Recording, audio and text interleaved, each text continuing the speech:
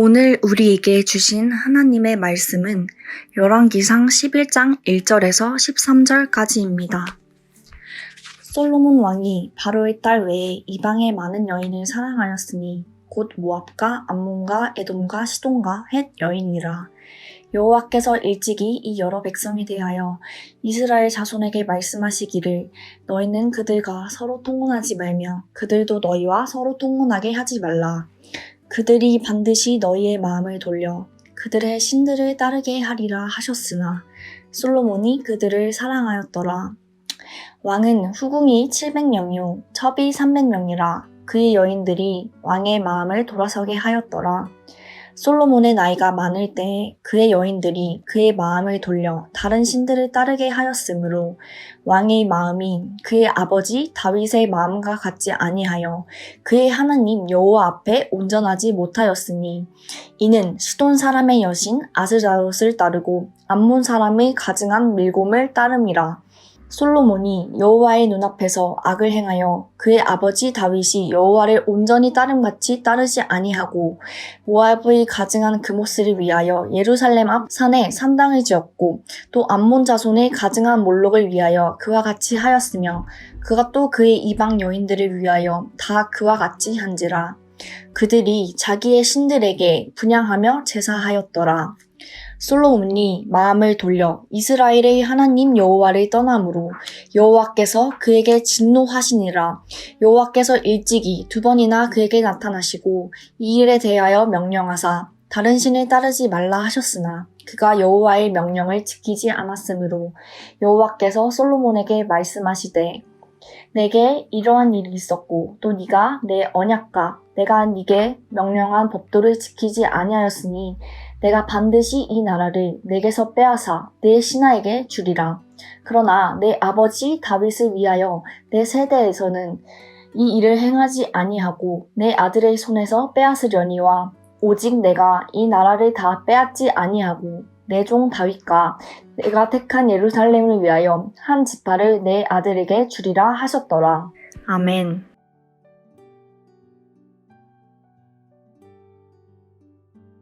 (1972년) 전체 미국이 들썩이는 사건 하나가 일어났습니다.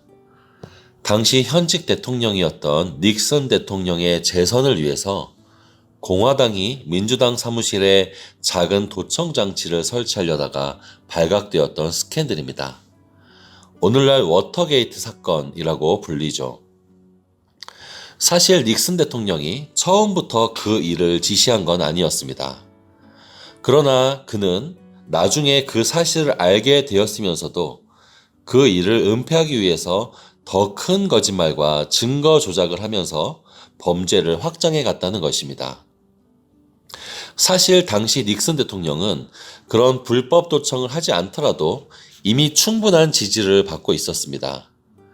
닉슨은 미국 역사상 유일하게 부통령도 재선하고 대통령도 재선한 성공적인 커리어를 쌓았습니다만 선거 정보를 유리하게 받고자 하는 그 작은 유혹에 넘어간 나머지 미국 역사상 또한 유일하게 임기 중 스스로 사퇴한 대통령이 되고 말았습니다. 이런 닉슨의 이야기는 오늘 솔로몬의 이야기와 매우 닮아 있습니다. 우리가 보고 있는 이 열왕기서는 단순히 팩트만 저술한 역사책이 아닙니다. 쓰여진 목적이 따로 있죠. 열왕기서는 먼 훗날에 예루살렘이 멸망하고 나서 쓰여진 책입니다. 열왕기서는 초반에 왕국의 영광스러운 모습을 묘사하지만 가면 갈수록 점점 타락하고 쇠락한 모습을 그립니다. 그리고 마지막에는 왕국이 멸망하는 걸로 마무리되죠. 그러니까 이 책은 도대체 우리는 왜 망했을까? 그 이유가 무엇이었을까? 비참한 상황 속에서 이 질문에 대한 답을 찾고자 쓴 책인 것이죠. 그리고 훗날 이스라엘이 그토록 비참하게 멸망되는 그 시발점이 바로 오늘 본문에 명백히 드러납니다. 마치 닉슨이 도청장치의 은폐를 명한 그 순간처럼 말이죠. 오늘 본문은 이렇게 시작합니다. 1절입니다. 솔로몬 왕이 바로의 딸 외에 이방의 많은 여인을 사랑하였으니. 그런데 이것은 솔로몬이 처음 등장하는 그 장면과 수미상관을 이루는 구절입니다. 앞으로 가셔서 3장 3절에 이런 구절이 있습니다. 솔로몬이 여호와를 사랑하고 그 다음에 다윗의 법도를 행하였다 이렇게 증언하죠. 그러니까 3장과 11장 솔로몬의 앞과 뒤는 많이 바뀌어 있습니다. 여호와를 사랑했던 그 솔로몬이 그 대신에 이방 많은 여인을 사랑하는 존재로 바뀌어 있습니다. 또한 4절에 다윗의 법도를 행했던 그 전의 모습은 온데간데 없고 다윗의 마음과 같지 아니하다라고 되어 있죠. 이전에 하나님을 두려워하고 하나님을 사랑하는 마음이 넘쳐서 성전을 정성껏 지어 올렸던 그 솔로몬은 온데간데 없고 자기의 권력에 자기 쾌락을 충족시키는 데 써버리는 흔하디 흔한 열방의 평범한 군주처럼 되어버린 것입니다. 모든 것을 알고 계신 하나님께서는 이미 이전에 솔로몬에게 약속하신 적이 있습니다. 너의 왕위, 너의 이 아름다운 나라를 계속 영원토록 유지되게 하기 위해서 이것만은 잘 지키라고 하신 적이 있죠. 9장 4절 5절입니다. 네가 만일 내 아버지 다윗이 행함같이 마음을 온전히 하고 바르게 하여 내 앞에서 행하며 내가 내게 명령한 대로 온갖 일에 순종하여 내 법도와 율례를 지키면 내가 내 아버지 다윗에게 말하기를 이스라엘의 왕위에 오를 사람이 내게서 끊어지지 아니하리라 한 대로 네 이스라엘의 왕위를 영원히 견고하게 하려니와. 그러나 솔로몬은 하나님과의 이 언약을 지키는 데 실패했습니다. 후궁이 700명, 첩을 300명이나 드리고 또 그들이 가지고 들어온 우상을 섬기는 지경에 이르렀죠. 아스타롯, 밀곰, 그모스, 몰록과 같은 우상을 섬기는 자리로 추락해 버렸습니다. 아스다롯은 신전 창기를 두는 종교로 성적인 타락과 연관이 있습니다. 밀곰과 그모스 숭배는 어린 아이를 인신제사로 드리는 최악의 반생명적 종교입니다. 몰록 역시 아이들을 불로 지나가게 하는 인신제사의 우상으로서 단지 우상 숭배뿐 아니라 최악의 반윤리적 종교라고 할 수 있죠. 한때는 하나님께 최고의 지혜를 선물 받은 이 솔로몬이 어찌 이토록 가장 아래까지 추락하여서 훗날 이스라엘이 철저히 망하게 되는 단초를 제공할 수 있었을까요? 하나님이 주신 그 총명한 지혜는 도대체 무슨 소용이 있었던 것일까요? 무슨 원인이 있었던 것일까요? 여러분, 죄라는 것은 여러 가지 특성이 있는데 그 중에 대표적인 두 가지는 점점 커져가는 전염성이 있고 또 하나는 우리 스스로를 마비시킨다는 것입니다.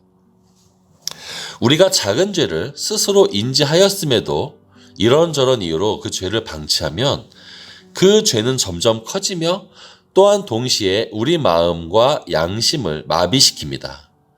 나중에는 더 큰 죄를 저질러도 그것에 대한 아무런 마음의 반응이 없어지는 것이죠. 결국 이 솔로몬의 죄는 자기 자신뿐만 아니라 후대에 엄청난 피해를 입히게 됩니다. 마치 아담이 따먹은 선악과 때문에 온 인류가 죄에 빠져버린 것처럼 솔로몬이 이방 여인들을 무분별하게 들어옴으로 말미암아 온 이스라엘은 이후로 계속해서 죄악의 늪에 빠져 결국 나라가 멸망하게 이르게 됩니다. 인간은 그 누구도 믿을 만하지 않습니다. 제 아무리 지혜를 충분히 받았던 솔로몬 역시 작은 죄 하나로 넘어졌고 그 지혜가 자기와 자기 나라조차 구하지 못했습니다. 그러나 여러분, 마태복음 12장 24절에는 이런 구절이 있습니다. 심판 때에 남방 여왕이 일어나 이 세대 사람을 정죄하리니 이는 그가 솔로몬의 지혜로운 말을 들으려고 땅 끝에서 왔음이거니와 솔로몬보다 더 큰 이가 여기 있느니라. 솔로몬보다 더 큰 이가 여기 있느니라 라고 되어 있죠. 솔로몬은 실패했습니다. 그러나 우리에게 있는 참된 왕은 바로 예수 그리스도이십니다. 예수님은 평생 동안 단 한 번의 실패도 하지 않으셨고 끝까지 하나님 아버지께 받은 사명을 잘 완수하셨고 새로운 하나님의 나라를 만드셨습니다. 우리는 우리의 지혜를 의지할 것이 아니라 예수 그리스도를 의지해야 합니다. 나의 연약함, 나의 무력함, 죄악들과 엉켜버린 상황들, 이 시간 예수님께 가지고 나아오십시오. 완벽한 왕이시자 좋은 친구 되시는 예수님께서는 당신을 반드시 홀로 두지 않으시고 따뜻한 손길로 품고 들어 올리실 것입니다. 예수님 당신을 의지합니다. 어리석고 연약한 저를 도와주시옵소서. 이렇게 기도하고 응답받는 이 시간 되시기를 축원합니다.